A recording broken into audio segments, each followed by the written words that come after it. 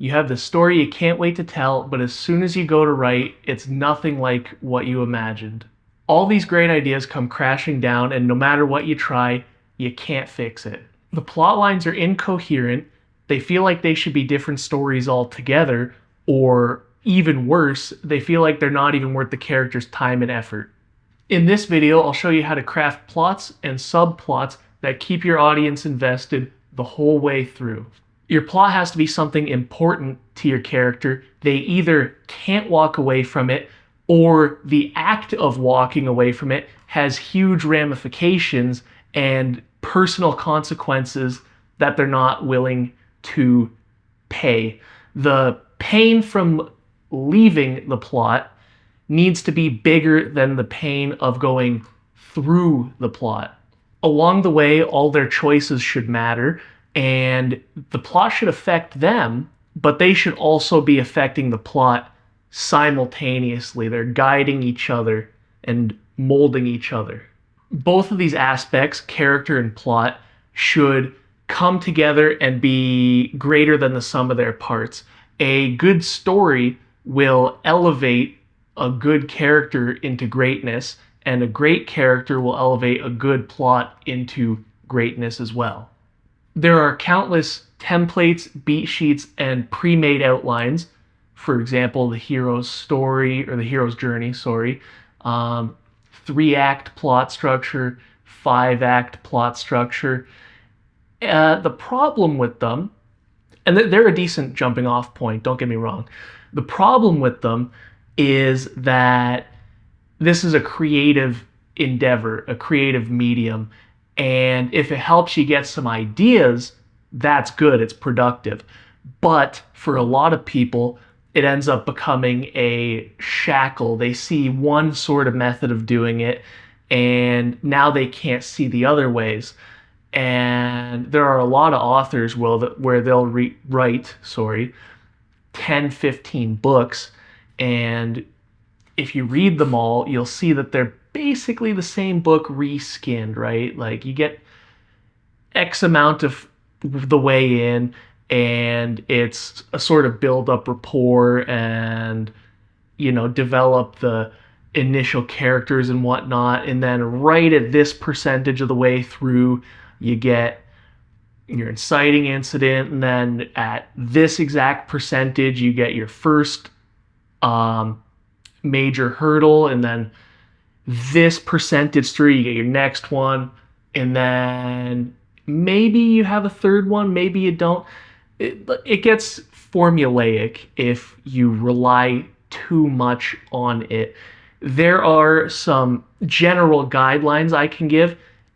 If those templates help you, especially if you're new and you need help, they're productive.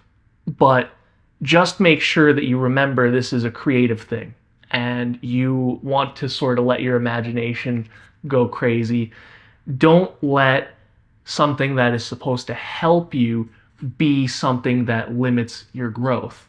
The main thing to remember is that there are no actual hard rules in art, other than if you don't create it, it won't exist. For your purposes, if you want a very general guideline from me, you could do a beginning, middle, end type of thing. Introduce your characters, their struggles, why we should care about them, ramp up tension, develop who they are and your story, and then you build up past a breaking point, you get to your climax, and then a lot of the times what you want to do is sort of ramp down from there. There's no guarantee as to how long that ramp down is, though. Could be like half a page, could be like a chapter. Depends on a number of factors. But if you want something very general, you can go with that if that helps you. A consistent thing you'll see in a lot of different templates is that it starts with the character's status quo, their sort of daily life at first. Gets you into this world. It's just a little setting the tone type of thing. And then there's some kind of inciting incident after, right? A good example is Kingdom Come Deliverance. You start out as a a blacksmith's apprentice slash son in a tiny little village, if it could even technically be called a village. And, then some stuff happens, and that sort of way of life is no longer feasible for the main character. Same thing with Fable as well. You start out in a little village. You get to know some people and whatnot. You get to know what the character's life is like. You get grounded in the world. And then there's something that prevents them from continuing to live that life. An interesting thing to consider is that each part of your template can happen before your story even actually starts, right? There's no specific rule as to sort of when your story has to begin. There's general guidelines, of course, especially if you're using templates. But for example, in Halo, I would argue the inciting incident is the fall of Reach, but that happened approximately a week or two before the Halo 1 game, right? Master Chief being in cryostasis, that's not a rare thing for him. He's spent a couple years in cryostasis over his lifetime. Being on a spaceship, that's a normal thing for him, right? He's a Marine from space, super soldier in space, whatever you want to call him. The real inciting incident is Reach, because he was created, you could say, as a way to quash rebellions throughout space and all that, and through the asteroid fields and whatnot. He was not made to fight aliens, right? So even there, you could argue inciting incident is the aliens coming in the first place. And then there's also people that could argue that the inciting incident is waking up in cryostasis. It's one of those things, right? Like art, you can split hairs, you can label anything, whatever. Don't think about it too hard. Just go in there, start writing, get a feel for it. That's the main thing.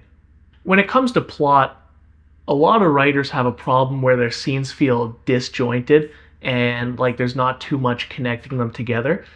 That can happen a lot of the times when you're the type of person that plots ahead of time. You're going to hit specific milestones that you want to happen and all that. A big thing to keep in mind is that as your story progresses, you want it to be this happens, therefore this happens, or this happens, and because of that, this happens, right? Like everything is caused by the preceding thing. Whether your character sees it or not, of course, there could be stuff happening all over the world in your story, and that will influence what happens and when and why.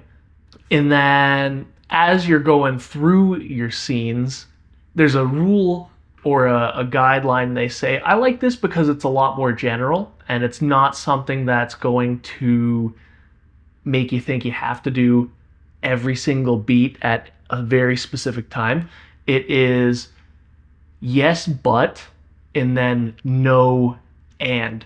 So, your character is trying to run across one of those rope bridges on a chasm, right?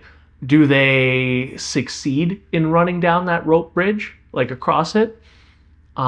Yes, but a bunch of boards fall out along the way, and he has to catch himself on one of them and climb up and get through.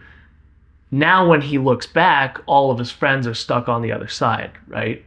Using that same example, he goes to run across the rope bridge, and he gets like 3/4 of the way through. It snaps. He grabs onto the floorboards and he's swinging and stuff. And maybe he gets thrown down into the river at the bottom of the chasm or something. And now he's getting swept downstream. And everybody he knows is left behind or something, right? And now he's got to catch back up to them. Now, doesn't have to be as dramatic as that, right? I'm just giving a very clear example.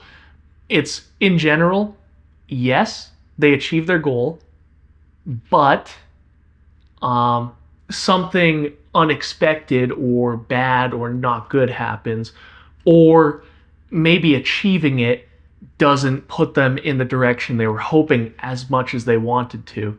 And then for no and, it's no, it doesn't go good. And the consequence is this thing that makes it even worse, right? If you're trying to escape a castle, I'll do this through the lens of fantasy.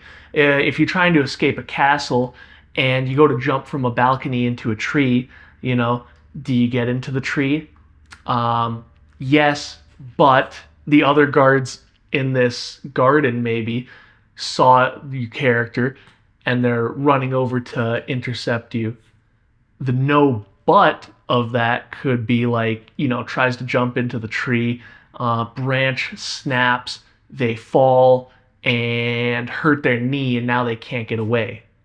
It's it's a good way to raise the stakes. It like I said, doesn't have to be that severe. It could be, they're arguing with a friend, and are they able to fix things?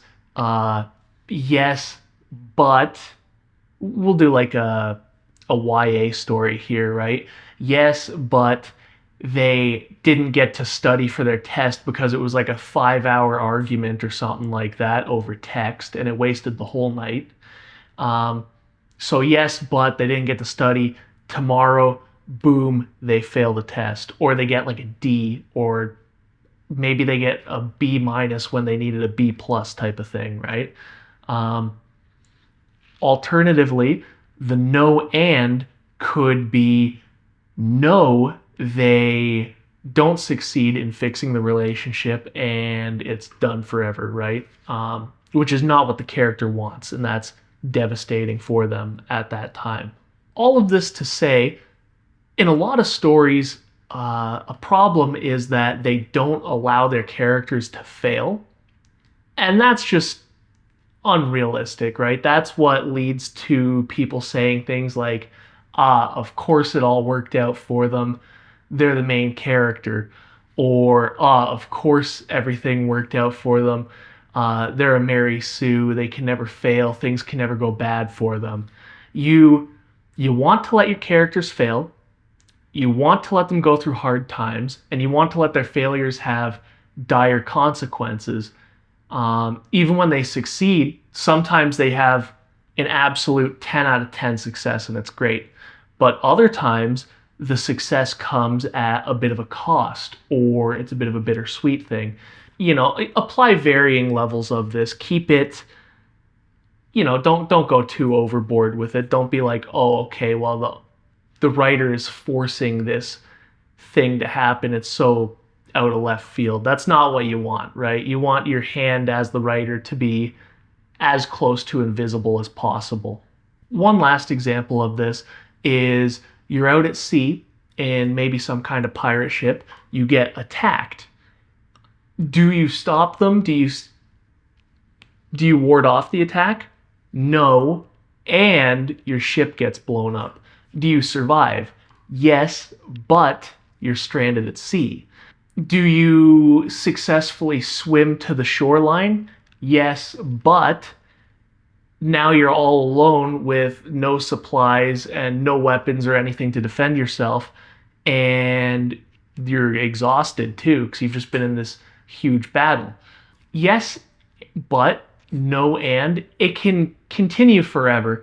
That's the exact kind of stuff that gets like 100 episode shows and all that. They're yes, but no ending their whole way through, and they're just sort of exploring their way through those situations. With the therefore, like this scene happens, therefore this scene happens, we can use our pirate ship as an example. Do you repel the attack? No. Therefore, you wash up on shore. You walk around and try to survive, right? You need to find some food. Therefore, you come across the wreckage at some point. You survey the wreckage, look for survivors / friends. Therefore, you find evidence of betrayal from within your own crew. Your story can be a complex thing, and you can have your audience not understand stuff that's happening at the moment. But as things go further on, you should be unraveling things for them and making things a little bit more clear and concise. Now, keep in mind, you don't got to reveal everything all at once. You can give it to them a little bit by little bit, and you don't even have to actually reveal everything. There can be some things that only you know that still inform relationships and events and how the plot goes. Your world will have its own internal logic, and not everybody has to be privy to all of that internal logic, especially because if you're just giving them everything, that can potentially be exposition if you don't do it right or at the right time. I've said this a number of times now. With tension, it's got to ebb and flow. It's got to go up and down, and it's got to kind of, go like this along the way. You're at a 2 for a bit, you ramp up to a 4, maybe you go down to like a 3 before you go up to a 6. You hang out at that 6, and then all of a sudden we spike up to an 8, and then we work our way down to a 4 for some relief. You got to give some slack and release. You got to, really ramp up the tension as well. If you have them at an 8 out of 10 all the time, they become accustomed to the 8 out of 10, and it's no longer an 8 out of 10. I say it pretty much every time, but it is a very, very important thing to remember, especially because, we're talking about things like making scenes and whatnot, making plots. Anything that deals with a longer term narrative is going to be the type of thing where I have to mention that, right? You're the master of the tension in your world. You got to decide when to bring it up, when to bring it down. Don't try to sit there at a 10 out of 10, or else you're not going to have a good time with it. In a lot of stories, part 2, as in act 2, ends with a darkest hour type of thing. That's when all hope is lost. That's when your character is at their worst, but there's no going back, and they just have to see everything through to the end, even though it looks hopeless. The climax should be the highest point of tension, though, in your story. And after that, there is typically, like I mentioned earlier, some decompressing time where we get to see how that climax affected the world and the characters. I'm giving you a bit of a look into different templates here and there, but I'm not going too in depth into any of them because I personally don't find them to be very helpful. Like in my writing career, I've never once sat there and checked my work against the hero's journey, for example. I've never been like looking at charts and calculations, making sure I'm hitting the right beats at the exact right time. You got to feel out the story, and you got to let the story tell you where it goes just as much as you tell it where to go. Same with the characters. You got to let them tell you where to go just as much as you're telling them where to go. And if you're paying too much attention to templates, you are letting, in a way, generic presets color your writing. With the stuff I am giving you explicitly here, I'm making sure that it is only the stuff that has helped me the most, and that I'm keeping it as general as possible so that you have the freedom and whatnot. You can look up any template you want, of course, but I don't think you necessarily require it. As for subplots, there's a few ways to handle them. They should be a natural outcropping of your story, right? Different situations are happening, and therefore it's causing these extra mini plots. Some of them are nested into each other, and others are just a single subplot and whatnot. Don't go too crazy on them, right? Just make sure that they are feeling natural. And a good piece of advice is that a lot of people find it way more satisfying if resolving your subplot either helps resolve a bigger subplot or a part of the actual plot and brings you closer to your end goal. Even if a subplot resolving doesn't help solve the main plot, you still want it to affect your characters and actually matter to them. If it doesn't matter to them, there was no point in doing it in the first place. So you want to make sure that that actually makes a big difference to them. You want to make sure that your characters care about it. And it should, even if it doesn't have a huge effect on the plot, it should have at least some sort of effect or bearing or coloration on what happens in the main plot. How many subplots you can have is in direct correlation with how grand or epic your story is. If you're doing just a normal romance, you're probably going to want to do it around one or two, unless it feels very natural to do another one for some reason. Those tend to be very concise, tight stories, and they do tend to be on the shorter side. If you're going with a sci-fi or a fantasy, though, you can easily have more there. That's another thing where you got to feel it out, see what is coming across as natural to you in this story. And if you even go up in scope to an epic fantasy or a space opera, it's basically unlimited. You can have a 10-book epic fantasy series or a 10-book space opera series where individual books might technically just be subplots of the overarching 5 to 10 book plot. If an epic fantasy book or a space opera book is a subplot of the main story, you're going to want it to be a very hyper relevant major subplot with its own subplots nested into it, because the more grand you get in scale, the more granular and specific you have to get with certain things, right? If you're going to build up to a 10-book series, it's not something you do just by having one important plot line. It's got to be many characters, many things happening. A problem that a lot of writers have is that they're planning a series, but they're not sure how they're going to want to connect their individual books, movies, or episodes of the show. There are a couple ways you can do it. You could straight up have a series of disconnected stories, something like a Tomb Raider, Sherlock Holmes, James Bond. Those are all ones where each book is its own individual thing, and it's satisfying in and of itself to watch or read. Now, over time, as they get more and more entries into the series, they do tend to develop an overarching plot and whatnot. But at the start, and sometimes for tens of books, it is something episodic, standalone. Make it interesting in and of itself, make it digestible, and just make it something that you'd like. That's one way of doing it.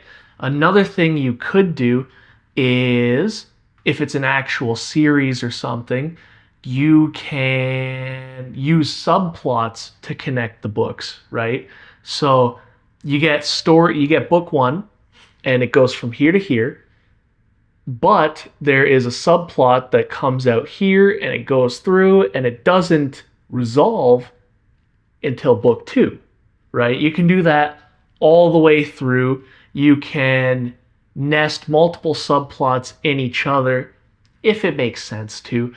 Again, feel it out. If you have a romance book and it's not like a bigger, more grand type of romance book, maybe you're not going to be able to do that, right? Maybe it is just a sort of disconnected, but with that overarching story. But if it is a more in-depth or bigger romance book, then you can totally have multiple shoot-offs with subplots and whatnot. You can even have a subplot that shoots off at the beginning of book one, and it doesn't get resolved until the end of book 3 or book 4, whatever. There's the limit really is your own creativity. It's like I said before, no rule other than if you don't create it, it doesn't exist.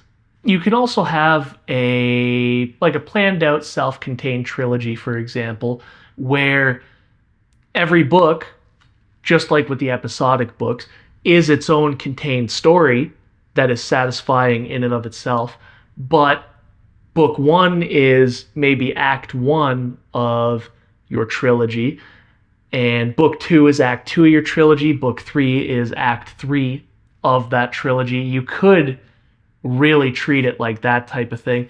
Now, if you're going to do it that way, you got to be careful, because the second book in a lot of those scenarios is seen as the weakest one.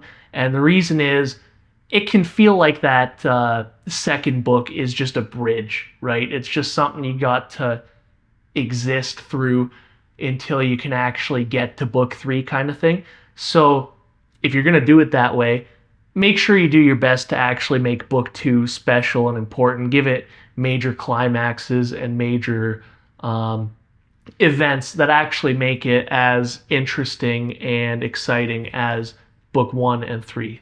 One last piece of advice I want to leave you with is, do not, under any circumstances, save your cool stuff for later. It's a bit of a noob trap that a lot of people fall into, where they go, oh, this character's really cool, so I'm going to save him for this later story. Or, oh, this idea is really cool, I'm going to save it for this later story.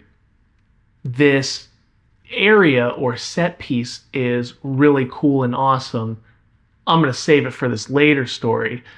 And if it fits in the one you're working on right now, and it wouldn't be like an obvious contrived shoehorn to put in there, like if you're not absolutely forcefully ramming that aspect of a story in, don't save it for later. You know, if it's natural and it works, just put the cool stuff in right now, because if you are saving your cool stuff for later, you're going to end up 3 to 4 books into your career, no cool stuff, because you keep saving your cool stuff for later, right?